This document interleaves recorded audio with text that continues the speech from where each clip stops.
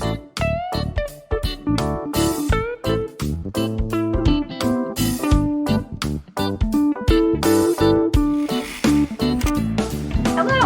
welcome back to my channel. As promised, we're going to do something a little different today. So my last video, I did a review on my homebrew, which was an Oktoberfest.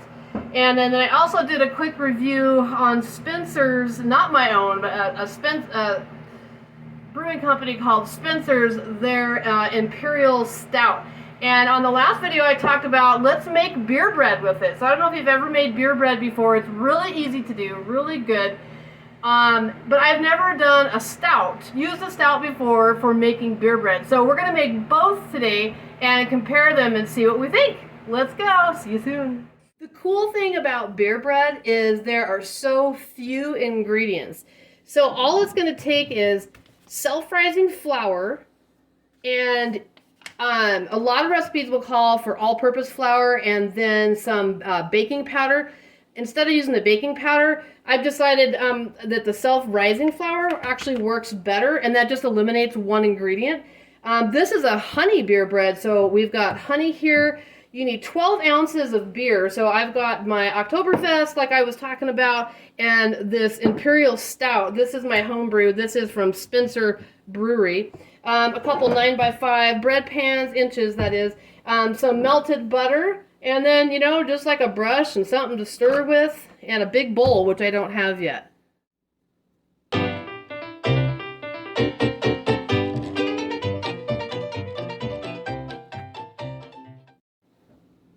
So I'll put the link to my favorite recipe. This is not my own recipe. There's just tons of recipes on the internet.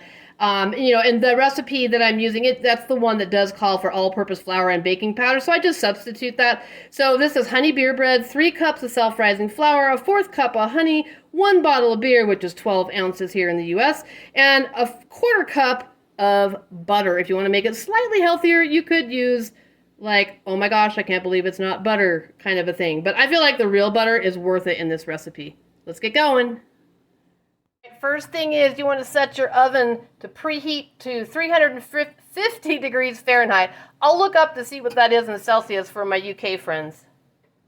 All right, let's get the big beast out for this one. Get a big bowl, make your life easy. And you guys, this is so super easy. All we're going to do is get 3 cups of that self-rising flour in here, 1 teaspoon of salt, which I forgot to put on the list at the beginning, unfortunately. We're going to mix that together, and then all these other ingredients just get mixed right in, except for the butter, and I'll show you what we're going to do with that.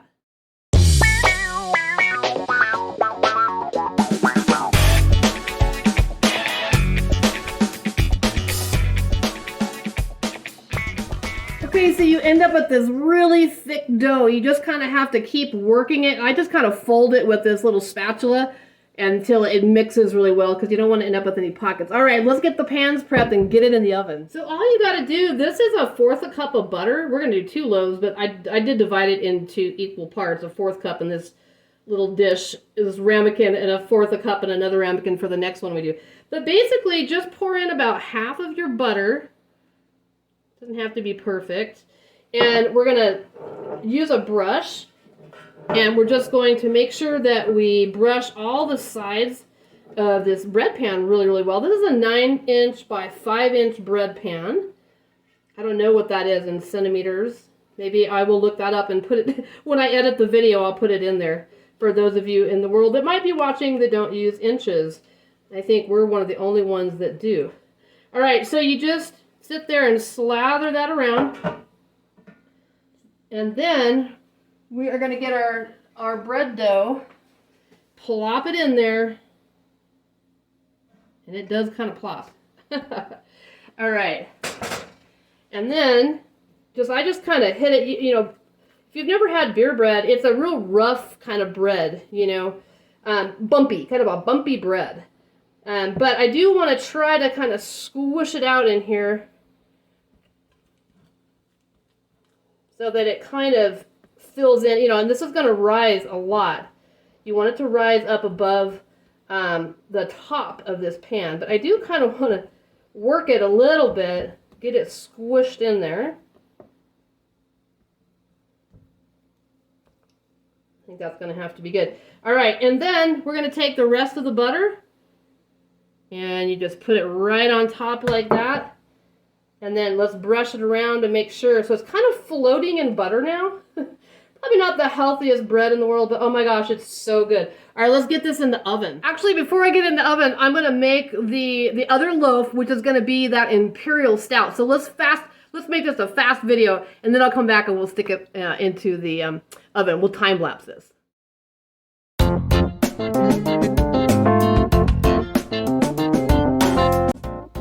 How good does this look at that stout? Like I said, I've never used a stout before to make a beer bread with, but look at the color. That's, I mean, what you would expect, right? Because a stout is so dark. I can't wait to see if it works, and I can't wait to try it and then also compare it with the Oktoberfest beer bread. So I just kind of did the last topping of the butter there, and now, my friends, let's get it in the oven. Okay, let's put them in the middle of the oven here. There goes the stout. There goes the Oktoberfest. We're going to let those go anywhere between 40 and 50 minutes. I think in my oven I usually do about 45.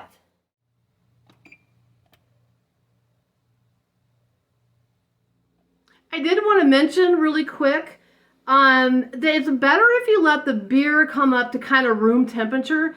And also, I feel like if you let it, by doing that, it's not as carbonated, and I feel like it does a little bit better. I actually ended up putting these in the fridge overnight because I thought I was going to be able to do this yesterday after I made my first video when I was reviewing my homebrew and that Imperial Stout.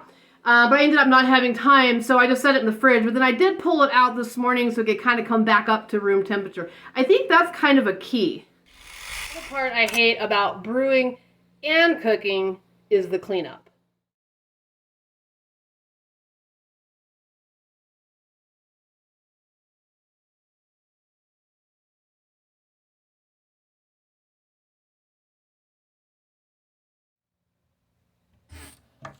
Hello again.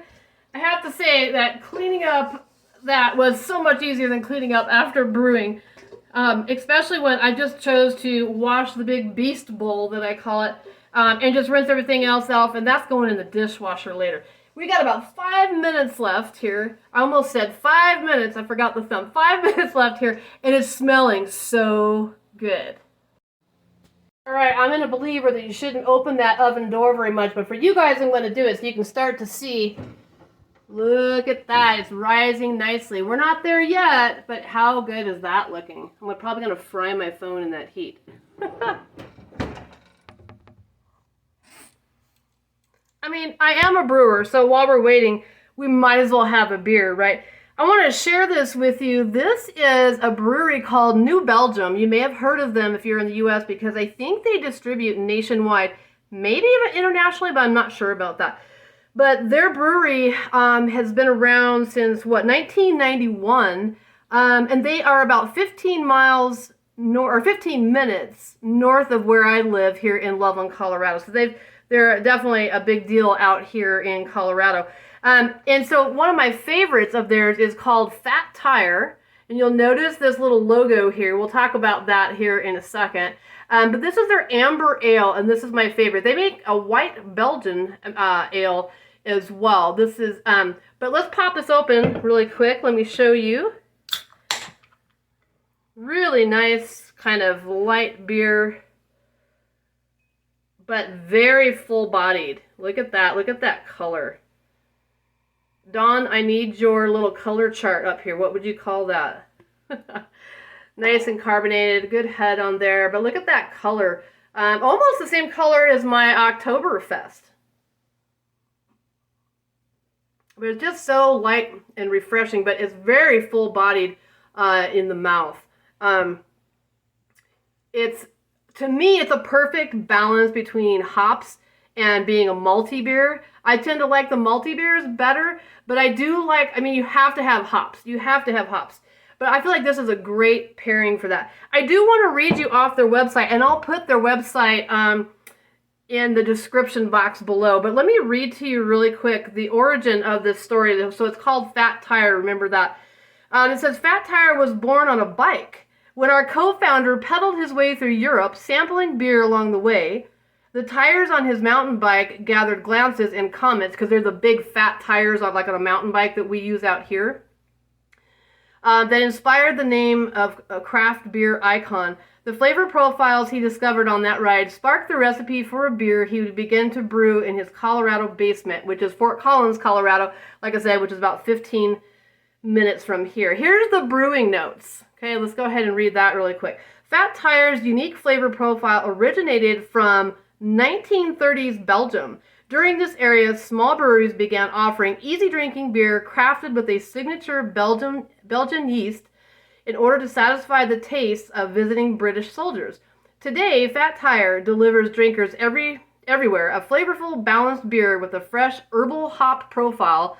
Absolutely, I like that description, herbal hop profile, fine malt presence, and a touch of fruity yeast. So if you smell it, you get some fruit on that as well as the taste as well, making it a timeless beer with broad appeal. So I'll put the, like I said, I'll put the link to their website and so you can read more about them if you want. All right, it's time to take them out. They didn't quite rise way up above the top, but I think plenty enough. Look how nice and brown they are. All right, I'm gonna get them out. Oh my gosh, I forgot to take it off time lapse, so I have to redo this little section here. So how do you know when it's done? You know, you can kind of press it, you know, and it's firm, you know, like it kind of springs back up. It's not like you push it down and it sinks in. Also, I just take a knife, you know, and put it down in there, make sure it comes out clean. You've got this nice kind of brown coat, you know, kind of crust on the top. And look, you can tell the difference. You can definitely tell this is the stout. It's definitely a little bit darker than my Oktoberfest. So make sure you put them on racks so they don't get soggy underneath when you're letting them cool. Let it cool for about, let's let it cool for about 10 minutes, then we'll slice it up and we'll give it a try. Okay, we've let them cool. Let's slide these over here and get a cutting board. Let's see if we can't slice into them. They may still be a little bit warm to cut. I'm not sure. I think they're all right. All right, so let's get a slice of our Oktoberfest. And you tend to need to do thicker slices, like about like this. Can you see that? So that they don't fall apart, because beer bread is pretty crumbly. You know, it's not like a normal bread. So we're going to get a big slice off here. Let's see how we did in the middle. All right, so I'm happy because look, it's not doughy in the middle. It's cooked all the way through. Okay, so let's go ahead. I like the crust end, but I'm going to go ahead and cut that off. All right, and that is the Oktoberfest. Now let's take a look at this stout bread that we did. All right, get our sharp knife going here. Ooh, boy, does that look good. I love, like I said, I haven't tried the stout before. But again, it's not doughy in the middle, so I'm very happy with that. And that ended up being about 35 minutes at 350 degrees Fahrenheit, you guys. So let's go ahead and do this. I'm gonna cut it again, put it on the plate. You know, you could put butter on top, but you guys saw how much butter there was already.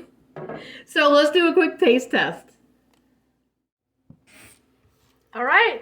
Let's give it a taste. Let's try the Oktoberfest first, so the lighter of the two. Let's see what this is like.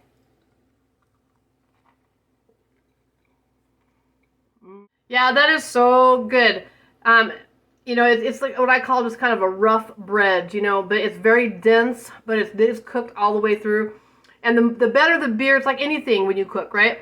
The better the ingredients, or the fresher the ingredients, the better that your food's going to be. Same thing when you're making beer bread. The better the beer. You can make this with really cheap beer, and it's good too, but this is so much richer than what I usually make. All right, let's try the stout. This is the first time, like I said, I've never done a stout beer. Let's see if we can taste the difference. I'm sure we can. Definitely different than any beer bread I've made. I really like it, and it tastes like you would expect. You know, like a stout kind of has a little bit of that bitterness to it, kind of coffee, chocolate, roasted a flavor to it. This reminds me kind of like the difference between eating a rye bread and maybe a wheat bread, something like that. But it's really, really good. I'm glad I tried it. And like I said, look at the difference there. So anyways, I hope you guys enjoyed that, kind of something a little bit different. You know, I've done beer pairing before with different foods, using beer to make different sauces and things. Maybe I'll think about doing that for some videos. So please consider subscribing if you like this. Make sure to hit that thumbs up if you did. And also that little bell if you want to be notified when I come on. If you have any ideas for using beer for making food recipes, let me know. I just sat there and thought about that. I used to do that, so let me pull out some of my old recipes, or maybe we'll create something, and maybe that could be a new thing. So anyways, I'm out for now. Thanks for coming along, guys. Bye.